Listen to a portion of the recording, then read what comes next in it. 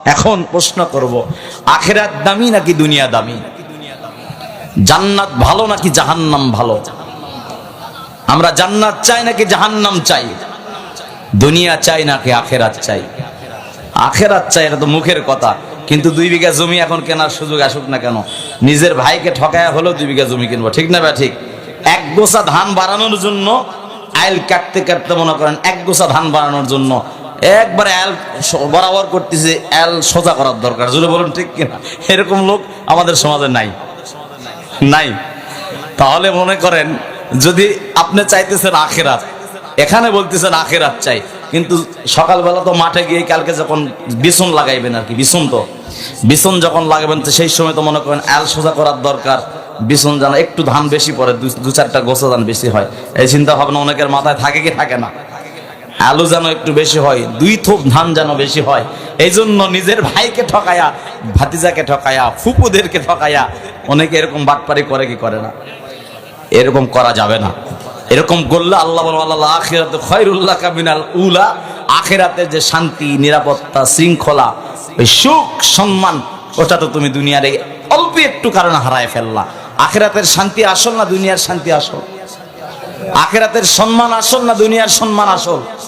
আল্লাহ বলেন এই দুনিয়ার সম্মানের পিছনে তুমি ছোট না, বরং আখিরাতের সম্মানের চেষ্টা করতে থাকো, দুনিয়াও আমি আল্লাহ তোমাকে দিব আর আখিরাতে তোমাকে সম্মানিত করব, বলি সুবহানাল্লাহ। এজন্য দুনিয়া আমরা বর্জন করব না, দুনিয়াকে আমরা লক্ষ্য না বানিয়ে আখিরাতকে টার্গেট লক্ষ্য বানিয়ে দুনিয়াকে আমরা সহায়ক হিসেবে গ্রহণ করব ইনশাআল্লাহ। কেন সহায়ক হিসেবে গ্রহণ করব? কারণ দুনিয়ায় তো আখিরাতের ক্ষেত স্বরূপ, জোরে বলুন ঠিক কিনা? দুনিয়ায় নামাজের জায়গা, দুনিয়া রোজার জায়গা, দুনিয়ায় পর্দার জায়গা, দুনিয়ায় তেলাওয়াতের জায়গা, দুনিয়ায় জিকিরের জায়গা, দুনিয়ায় দানের জায়গা, দুনিয়ার সম্মান করার জায়গা, দুনিয়ায় আদর করার জায়গা, দুনিয়ায় ভালোবাসার জায়গা, দুনিয়াতে খাওয়ার জায়গা। আখিরাতে যেটা খাইবেন ওখানে তো আলাদা, জোরে বলুন ঠিক কিনা? তার মানে দুনিয়ায় যেটা করবেন এটার ফলাফল আখিরাতে, জোরে বলুন ঠিক কিনা? সুতরাং দুনিয়াটা আমাদের কাছে রঙ্গতামাশা মনে হলো, আল্লাহ আমাদেরকে এটা বিশাল বড় নিয়ামত দিয়েছেন, এই নিয়ামতের কাজটা দুনিয়াতে থেকে আমাদের করতে হবে, জোরে বলুন ঠিক কিনা? এই পথের বাধা হবে কে? শয়তান। কে বাধা হবে? শয়তান বলবে তোমাকে আমি এই নেক কাজ করতে দেব না, তোমাকে আমি দান করতে দেব না, তোমাকে আমি নামাজ আদায় করতে দেব না, তোমাকে আমি রোজা আদায় করতে দেব না, তোমাকে আমি দাঁড়িয়ে রাখতে দেব না, তোমাকে আমি সংসার সুখের হোক, এই সংসার সুখের হোক, সুখের সংসার আমি তোমাকে করতে দেব না। এজন্য শয়তান বিভিন্ন রূপ নিয়ে সংসারের মধ্যে, ক্ষেতের মধ্যে, ভাইয়ের মাঝে, বোনের মাঝে, ফুপুর মাঝে, ভাতিজার মাঝে ঝামেলা সৃষ্টি করে, জোরে বলুন ঠিক কিনা? এই সৃষ্টিটা করলে লাভ কি হয়?